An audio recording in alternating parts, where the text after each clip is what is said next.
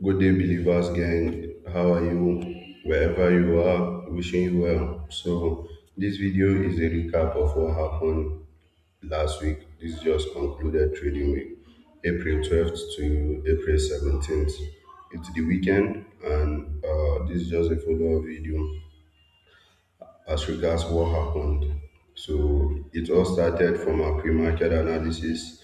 If you watched it, you should be in sync with what we're saying. So, from this level, point up until this point was the price movement for 5 days. As you can see, one, two, three, four. Look at the 50-day Friday. So for each of these lines, you see are each trading days, right? And from look at the price action, it was bullish. But from beginning of the week, we were uncertain on this level 4,700. But apparently, it peaked, broke this major resistance 4,800, and created a new low and a new high. But this don't just happen. This is all looking clean because it has already happened. It was trickier even at this point. Even at this point, you see, price rode around this level of support for like how many days?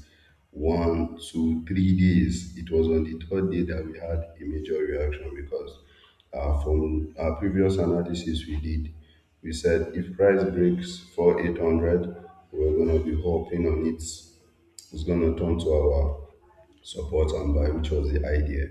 But in another video we did, we says if you want to buy something for 800, it's not safe to buy it directly at that price. So you bargain lower, which made us arrive at this price, 4,787.5. So in this video, knowing where price will react is one thing, eating from it is another. As you can see, to be honest, I knew that price around this zone was gonna like react because it's a resistance that won't support, but I didn't eat from it. I didn't eat from this push of the buys because it just happened within few minutes after sitting for around 3 days. Because at some point I knew that this point was there, but as you could see some reactions that were here, it was deceiving. It was looking like this 4,800 was turning to a resistance all over again after turning to support. So me, I was now even hoping for this low more, this level of support more to buy. I was banking on this support because the way I was seeing that first level wasn't reacting, the was delaying, right? So I was more, this was our two area of interest. So from what was from what was happening from what was happening, I was even banking more on this low 750, 737.5, looking that this guy wasn't strong enough for the push, even though I knew the push. But guess what? It happened at our first point of interest. But it didn't just happen like that. So it's one thing to know an area of interest is one thing to eat from it. So that's the thing. Knowing is one thing, eating from it is another. So that's one lesson we should learn. Another thing I learned this week is the inverse relationship between USOIL and gold, is the inverse relationship between them. So on my small account, I haven't started trading my big account, which I'll start trading this coming week, which is a prop firm 50K account. You will see what happened. At the same time we're having this drop, I ate from this oil drop somehow. This was what paid me this week. But I lost money even from gold, even though I knew it was gonna buy. At the same time, we had this major pull. You could see the reaction. So what does that tell me? New information I'm getting. I don't know if it's gonna continue like this, but for this season, You should be looking at US oil as additional metric when trading gold, right? So when US oil is bearish, the inverse happens on gold.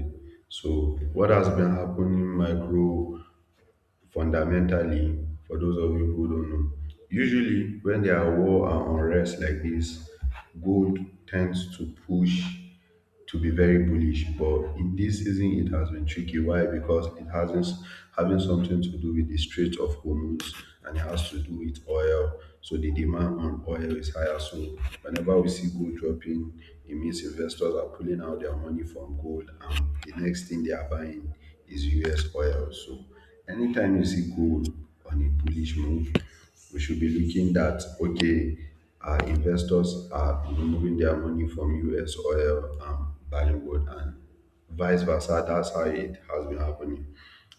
This is just a new information I just got this week, and I think now I'm going to be adding US oil to my watch list so that, like, I think it makes sense to me right now because they are all gold. We got the black gold, we got the yellow gold.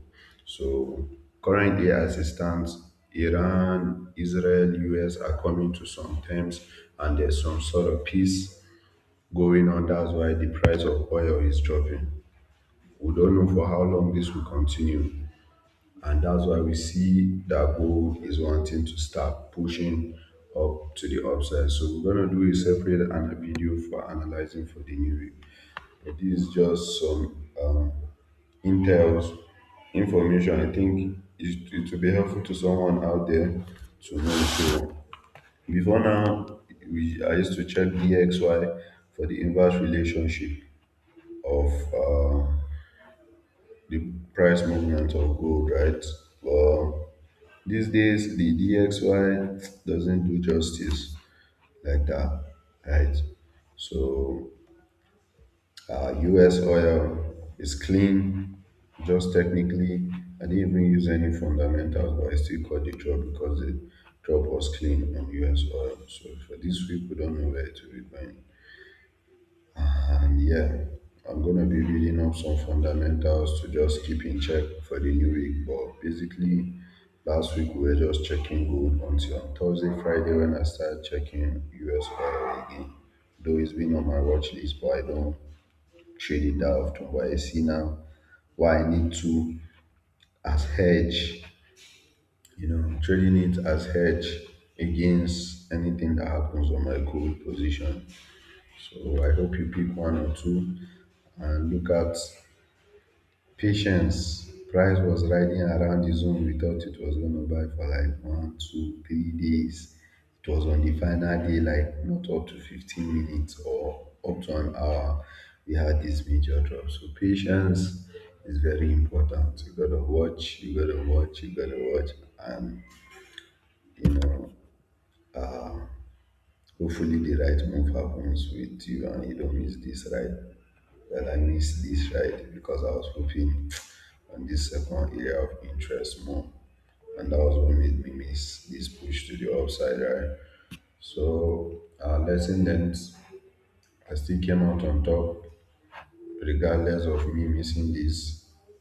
I recovered from US oil shots and it's all good. So, I hope you picked one or two value from this video and watch out for the next video we're gonna be dropping on my next analysis. So see you on the next one. What we're gonna be looking out for this week. Today is Sunday.